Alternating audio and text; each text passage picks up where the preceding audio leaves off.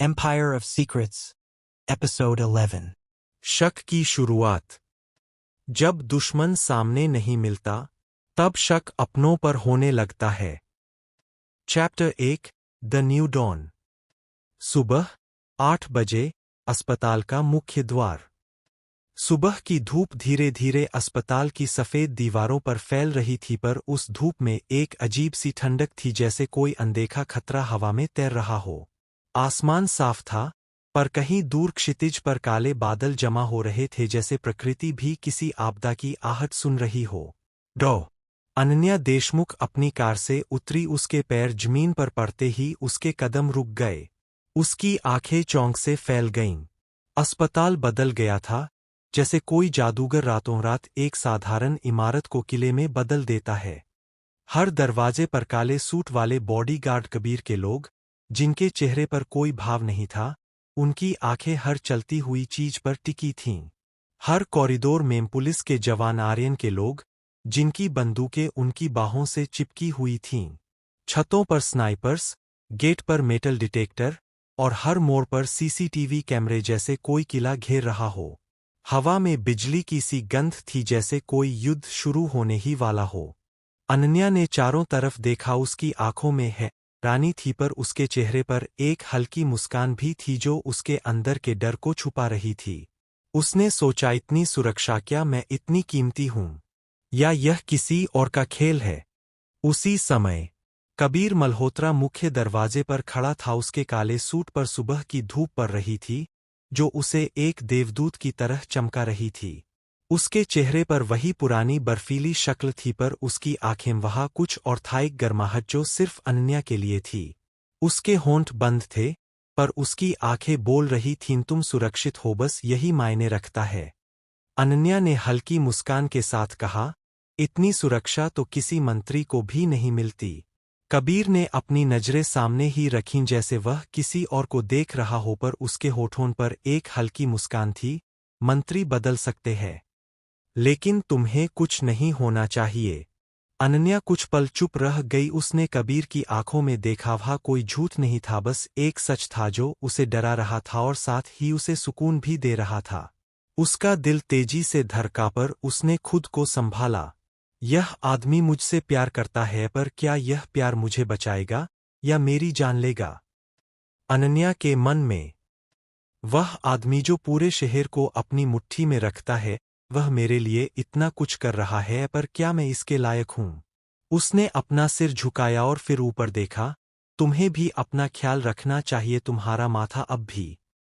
मुझे कोई फर्क नहीं पड़ता, कबीर ने कहा, जब तक तुम सुरक्षित हो। उसने अपना हाथ बढ़ाया और अनन्या के गाल को छुआ धीरे से, जैसे वह किसी नाजुक चीज को छू रहा हो। तुम्हारा चेहरा थका हुआ है, कल रात सोई नहीं। अनन्या ने कहा, मैं VX-14 पर काम कर रही थी। मुझे पता है, कबीर ने कहा, तुम हमेशा काम करती हो, पर आज थोड़ा आराम करो। उसकी उंगलियां उसके गाल पर ठहर गईं, जैसे वह उस पल को रोकना चाहता हो। अनन्या ने उसका हाथ अपने हाथ में ले लिया। तुम भी आराम करो, तुम्हारी आंखें वे बताती है कि तुम भी नहीं सोए। मुझे नींद की आदत नहीं है, कबीर ने कहा, पर तुम्हें आराम चाहिए। फिर तुम मुझे सुलाओगे? अनन्या ने हल्की शरारत से पूछा। कबीर की आंखों में चमक आई, अगर तुम चाहो तो। अनन्या ने अपना हाथ उसके हाथ से निकाला। मजाक कर रही थी? मैं नहीं, कबीर ने कहा, मैं कभी मजाक नहीं करता।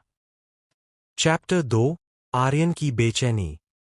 अस्पताल के बाहर कुछ दूरी पर सुबह के 8:15 IPS आर्यन राणे दूर खड़ा यह सब देख रहा था। उसके हाथ उसकी जेब में थे और उसके चेहरे पर कोई भाव नहीं था, पर उसकी आंखें वहाँ एक जलन थी, एक दर्द जो वह किसी को नहीं दिखा सकता था।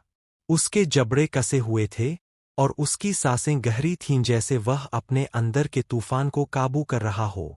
उसने देखा, कबीर ने अनन्या के गाल को छुआ। अनन्या ने उसे रोका नहीं, वह मुस्कुराई। उसने उसकी आंखों में देखा और आर्यन का दिल टूट गया। उसने अपनी मुट्ठी भींच ली, पर उसने कुछ नहीं किया। वह सिर्फ देखता रहा, जैसे कोई अपने ही अंत को देख रहा हो। वह सोचने लगा, आईपीएस हूं मैं, कानून हूं मैं, उसे सुरक्षा दे सकता हूं, पर वह उस माफिया को चुन रही है क्यों? क्या वह नहीं देखती कि वह खतरनाक है? क्या वह नहीं देखती कि उसका प्यार उसे मौत की तरफ ले जाएगा? उसके दिमाग में एक आवाज आई, क्योंकि वह उसे प्यार करती है, और प्यार कानून नहीं देखता। पर आर्यन ने उस आवाज को दबा दिया। नहीं, मैं उसे बचाऊंगा, चाहे उसे मुझसे प्यार हो या न हो, मैं उसे उस माफिया के चंगुल से बचाऊंगा। वह उनके पास आया। डॉ देशमुख, आप ठीक है? अनन्या ने पीछे मुड़कर देखा। हाँ, मैं ठीक हूं। मुझे लगता है, आर्यन ने कहा, हमें आपकी सुरक्षा और बढ़ानी चाहिए। कबीर ने आर्यन की तरफ देखा। मेरे लोग काफी है। आपके लोग? आर्यन ने भौं चढ़ाई। आपके लोग ही तो शहर में अराजकता फैला रहे हैं। अराजकता?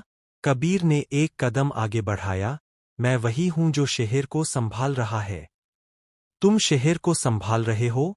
आर्यन ने भी एक कदम बढ़ाया। या अपना साम्राज्य? दोनों आमने सामने खड़े हो गए। पूरा माहौल तनाव से भर गया, जैसे हवा में बिजली कौंध रही हो, जैसे दो शेर एक ही शिकार के लिए खड़े हों। कबीर की आंखों में आग थी। मैं उसे बचा रहा हूं, जबकि तुम सिर्फ नियमों के पीछे छिपते हो। नियम? आर्यन ने कहा। नियम ही तो समाज को बचाते हैं। समाज? कबीर हंसा। जब ब्लैक किंग पूरे शहर को तबाह करना चाहता है, तब समाज कहाँ है? आर्यन चुप हो गया। वह जवाब नहीं दे पाया, क्योंकि वह जानता था कबीर सही था। अनन्या बीच में आ गई। बस करो, तुम दोनों। उसने कबीर की तरफ देखा। तुम अपने काम पर ध्यान दो। फिर आर्यन की तरफ। और तुम अपना काम करो। दोनों चुप हो गए, पर उनकी आंखों में अब भी आग थी। आर्यन का एकांत। आर्यन वहां से चला गया। वह अस्पताल के पीछे एक खाली जगह पर आया। वहां कोई नहीं था, बस वह और उसका दर्द।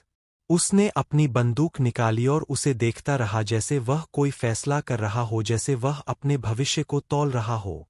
मैं उसे बचाऊंगा, उसने फुसफुसाया, चाहे मुझे कुछ भी करना पड़े। पर क्या उसे बचाना उसे खोना नहीं है? उसने खुद से पूछा। क्या उसे पाने का कोई और रास्ता है? उसके दिमाग में एक आवाज आई, प्यार पाने का कोई रास्ता नहीं होता, वह तो बस होता है या नहीं होता। चैप्टर 3, माफिया का असर। शहर के एक बड़े गोदाम में दोपहर 12 बजे। शहर के एक बड़े व्यापारी राजेश मेहरा का अपहरण हो गया था।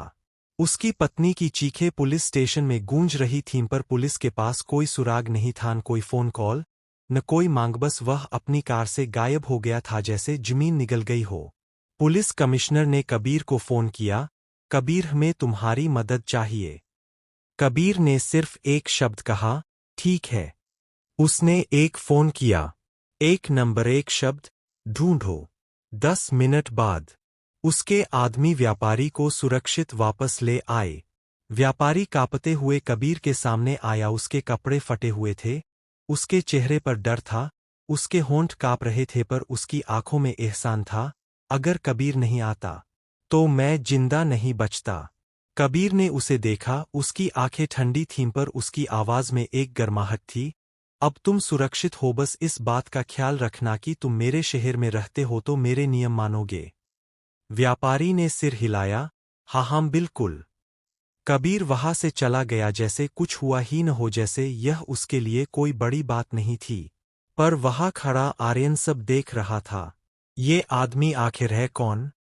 उसने सोचा। अपराधी या रक्षक? आर्यन के मन में एक और सवाल आया। अगर वह अपराधी है तो वह लोगों की जान क्यों बचाता है? और अगर वह रक्षक है तो वह कानून से ऊपर क्यों है? आर्यन के मन में, मैंने अपनी जान लगा दी, पर यह आदमी एक फोन कॉल से काम कर देता है, यह कैसे हो सकता है? क्या यह सच में अपराधी है या कोई और? उसने अपनी मुट्ठी भींची। मुझे उसकी हर चाल पर नजर रखनी होगी, क्योंकि अगर वह ब्लैक किंग है तो मैं उसे खत्म कर दूंगा, चाहे कुछ भी हो। मेडिकल रहस्य। अनन्या की लैब। दोपहर 2 बजे। अनन्या अपनी लैब में बैठी थी। उसके सामने वीएक्स 13 की रिपोर्ट बिखरी हुई थी, पर इस बार उसने कुछ और देखा, एक पैटर्न जो पहले नजर नहीं आया था। उसकी आंखें कागजों पर दौड़ रही थीं, जैसे कोई जासूस सुराग ढूंढ रहा हो। यह वायरस अपने आप नहीं फैला था, उसने फुसफुसाया, किसी ने जानबूझकर उसे अलग अलग जगह पहुंचाया था। उसने नक्शे पर निशान लगाए। स्लम 50 मरीज, स्लम बी 30 मरीज, मार्केट सी 20 मरीज, हॉस्पिटल डी 5 मरीज जो पहले आए थे। यह कोई रैंडम फैलाव नहीं है, उसने कहा, यह कोई प्लान है, कोई जानबूझकर इसे अलग अलग जगह ले जा रहा है। उसकी आंखें फैल गईं, मतलब शहर में ब्लैक किंग का कोई आदमी अभी भी मौजूद था। और वह हमारे बीच में है। कौन हो सकता है? उसने सोचा, क्या वह कोई डॉक्टर है, कोई नर्स, कोई मरीज, या कोई और जो हमारे बीच छिपा है? क्या वह कबीर के लोगों में है, पुलिस में? हमें सावधान रहना होगा, उसने कहा, हर किसी पर शक। उसने तुरंत कबीर को फोन किया, कबीर, हमें बात करनी है। कबीर का आना। कबीर लैब में आया, उसके चेहरे पर थकान थी, पर उसकी आंखें सतर्क थीं। क्या हुआ? ब्लैक किंग का कोई आदमी अभी भी शहर में है, अनन्या ने कहा, वही वायरस को अलग अलग जगह पहुंचा रहा है। क्या? कबीर की आंखों में आग आ गई। तो हम एक दुश्मन को ढूंढ रहे हैं, जो हमारे बीच में है। हाँ, अनन्या ने कहा, और हमें उसे ढूंढना होगा इससे पहले कि वह और लोगों को संक्रमित करे। कोई भी शक हो, कबीर ने कहा, तो बताओ, मैं उसे ढूंढ लाऊंगा। हर किसी पर शक? अनन्या ने कहा, तुम भी मुझ पर शक कर सकते हो। कबीर ने उसका हाथ पकड़ा, तुम पर नहीं, तुम पर कभी नहीं। पर मुझे पता है, उसने कहा, तुम यह नहीं कर सकती, तुम तो जान बचाती हो। पर अगर कोई सबूत आया तो? अनन्या ने पूछा, तो क्या तुम मुझ पर शक करोगे? कबीर ने उसकी आंखों में देखा, तुम मुझसे पूछ रही हो कि मैं तुम पर शक करूंगा? हाँ। अनन्या, उसने कहा, मैं तुमसे प्यार करता हूं और प्यार शक से बड़ा होता है। Empire of Secrets, Episode 11. Chapter 5, हल्का पल, द लाइट मोमेंट। कैंटीन, शाम 5 बजे, अस्पताल। अस्पताल की कैंटीन, जो आमतौर पर शांत रहती थी, आज किसी जंग के मैदान जैसी लग रही थी। एक तरफ काले सूट में कबीर के बॉडीगार्ड खड़े थे, दूसरी तरफ पुलिस के जवान, जैसे दो सेनाएं एक दूसरे को घूर रही हों। डॉ अनन्या देशमुख एक कोने की टेबल पर बैठी थी, उसके सामने चाय ठंडी हो रही थी, पर उसका ध्यान कहीं और था। वह ब्लैक किंग के आदमी के बारे में सोच रही थी, कौन हो सकता है? क्या वह किसी के बहुत करीब है? अचानक शोर बढ़ा। कैंटीन का दरवाजा खुला और अंदर आया आईपीएस आर्यन राणे। उसके काले कोट पर धूल थी, जैसे वह किसी अभियान से लौटा हो। उसके चेहरे पर थकान थी, पर उसकी आंखें सतर्क थीं। उसने अनन्या को देखा और उसके होठों पर एक हल्की मुस्कान आई। वह सीधे उसकी तरफ बढ़ा, पर उससे पहले दरवाजा फिर से खुला और अंदर आया कबीर मल्होत्रा। उसने आर्यन को देखा, उसकी आंखों में वही पुरानी बर्फ। तुम यहां? मुझे डॉक्टर से बात करनी है, आर्यन ने कहा। क्या कोई दिक्कत है? बात करने में दिक्कत नहीं, कबीर ने कहा, पर तुम्हारी नजरों में दिक्कत है। मेरी नजर? हाँ, कबीर ने कहा, तुम उसे ऐसे देखते हो जैसे वह तुम्हारी हो। हाँ, कबीर ने कहा, तुम उसे ऐसे देखते हो जैसे वह तुम्हारी हो। और अगर मैं ऐसा सोचता हूं? दोनों आमने सामने खड़े हो गए। पूरा माहौल तनाव से भर गया।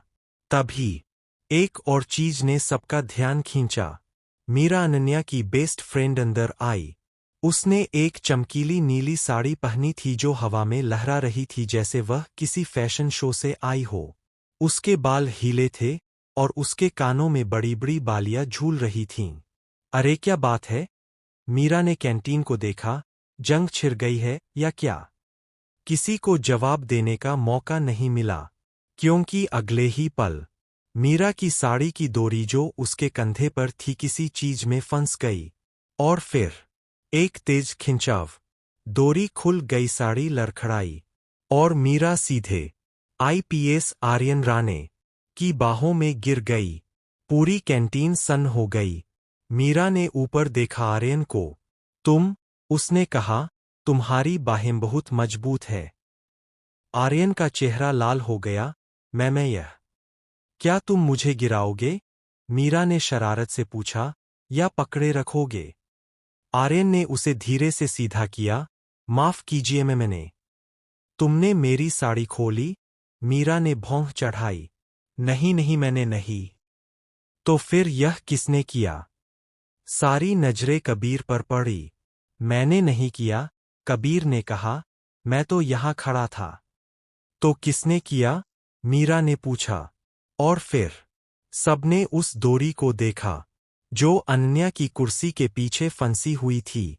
अनन्या, मीरा चिल्लाई, तूने? मैंने नहीं किया, अनन्या ने कहा, मैं तो। तूने मेरी साड़ी खींची। नहीं, मैं। तो फिर यह कैसे? अनन्या ने अपनी कुर्सी के पीछे देखा। एक कील थी जिसमें डोरी फंस गई थी। यह कील है। कील? मीरा ने कहा, तो मेरी साड़ी एक कील ने खोली। पूरी कैंटीन हंसने लगी। आर्यन ने राहत की सांस ली। तो यह एक दुर्घटना थी। दुर्घटना? मीरा ने कहा, तुम्हें कितना अच्छा लगा मुझे अपनी बाहों में पकड़ना। आर्यन का चेहरा और लाल हो गया। मैं। तुम क्या आईपीएस हो या आईपीएस हो? मीरा ने उसे चिढ़ाया। बोलो। कबीर हंस पड़ा। यह तो मजेदार हो गया। तुम चुप रहो। मीरा ने कबीर को भी नहीं बख्शा। तुमने भी तो उसे घूरा जब वह मुझे पकड़ रहा था। मैंने? कबीर ने कहा, मैंने तो अनन्या को देखा। अनन्या को? मीरा ने कहा, तुम्हारी आंखें तो आर्यन पर थीं। नहीं। हाँ, मीरा ने कहा, मैंने देखा, तुम्हारी आंखें आर्यन को जलन से देख रही थीं। कबीर चुप हो गया। अनन्या ने मीरा को खींचा। मीरा, बस कर। क्यों? मीरा ने कहा, मैं तो बस मजाक कर रही हूं। मजाक? आर्यन ने कहा, तुम्हारा मजाक किसी की जान ले सकता है। तो क्या तुम मुझसे डरते हो? मीरा ने पूछा। मैं? आर्यन रुका। मैं किसी से नहीं डरता। तो फिर तुम मुझसे क्यों डर रहे हो? आर्यन के पास कोई जवाब नहीं था। कबीर ने मीरा को देखा। तुम बहुत खतरनाक हो। मैं जानती हूं, मीरा ने कहा। अब कॉफी पिलाओ, मुझे बहुत प्यास लगी है। कॉफी? कैंटीन में। कबीर, आर्यन, अनन्या और मीरा चारों एक ही टेबल पर बैठे थे जैसे कोई पारिवारिक डिनर हो रहा हो। बाहर का तनाव अब कम हो गया था पर अंदर की जलन अब भी थी। तो मीरा ने कॉफी का कप उठाया। तुम दोनों एक ही लड़की को घूर रहे हो। मैं नहीं, आर्यन ने कहा, मैं तो सुरक्षा के लिए। सुरक्षा? मीरा ने कहा, तुम्हारी सुरक्षा में तो मेरी साड़ी खुल गई। वह दुर्घटना थी। दुर्घटना? मीरा ने कहा, तुम्हें कितनी दुर्घटनाएं चाहिए मुझे अपनी बाहों में पाने के लिए? आर्यन ने कॉफी पी पर उसका चेहरा पूरी तरह लाल था। अनन्या हंस पड़ी। मीरा, तू उसे मार डालेगी। मारूंगी नहीं, मीरा ने कहा, उसकी शादी करूंगी। आर्यन की कॉफी उसके हाथ से फिसल गई। क्या? आर्यन ने कहा। मजाक? मीरा ने कहा, मजाक। पर मीरा की आंखों में कुछ और था। कबीर ने यह सब देखा। तुम सब, उसने कहा, बहुत अजीब हो। और तुम? मीरा ने कहा, तुमने आज कितनी बार अनन्या को घूरा है? मैंने। मत बताओ, मीरा ने कहा, मुझे पता है, कम से कम 47 बार। 47? अनन्या ने कहा, तुम गिन रही थी। मैं सब गिनती हूं, मीरा ने कहा, यह मेरी आदत है। कबीर और अनन्या की खिंचाई। तुम बहुत शांत हो, कबीर ने अनन्या से कहा, तुम क्या सोच रही हो? मैं सोच रही हूं, अनन्या ने कहा, कि तुमने आज कितनी बार मुझे देखा। 47 इंच, कबीर ने कहा, मीरा ने गिना है। तो तुमने मीरा की बात सुन ली? हाँ, कबीर ने कहा, पर मैं तो सिर्फ 46 बार देखा। और 47वीं बार। वह तो, कबीर ने कहा, अब देख रहा हूं। अनन्या ने उसे घूरा, तुम बहुत चालाक हो। चालाक नहीं, कबीर ने कहा, सच्चा। सच्चा, अनन्या ने कहा, तुम जो कहते हो वह सच है। हर शब्द, कबीर ने कहा, तुम पर। तो फिर, अनन्या ने कहा, मुझे बताओ तुम मुझसे क्यों प्यार करते हो। कबीर चुप हो गया। उसने अनन्या की आंखों में देखा। क्योंकि तुम, उसने कहा, तुम वही हो जो मुझे इंसान बनाती है। मीरा और आर्यन की बातचीत। मीरा ने आर्यन को देखा, तुम कबीर से क्यों डरते हो। मैं नहीं डरता, आर्यन ने कहा, मैं उसका सामना करता हूं। तो फिर तुम उसे क्यों नहीं बताते, मीरा ने कहा, कि तुम भी अनन्या से प्यार करते हो। आर्यन चुप हो गया। तुम्हें पता है, मीरा ने कहा, प्यार बताने में कोई शर्म नहीं होती। पर क्या? वह, आर्यन ने कहा, वह किसी और से प्यार करती है। तो क्या?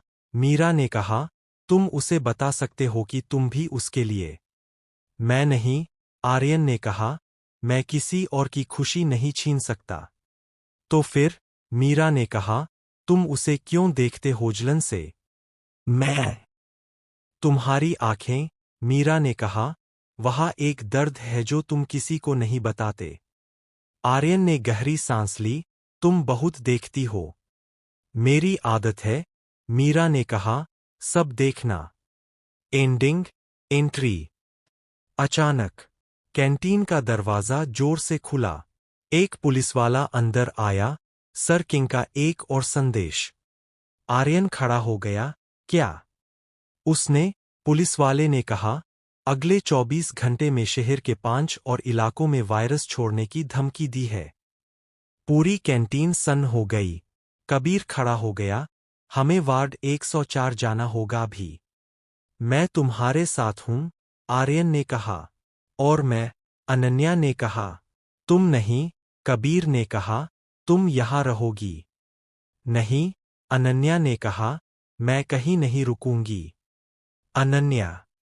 मैंने कहा, उसने कहा, मैं तुम्हारे साथ हूं। To be continued.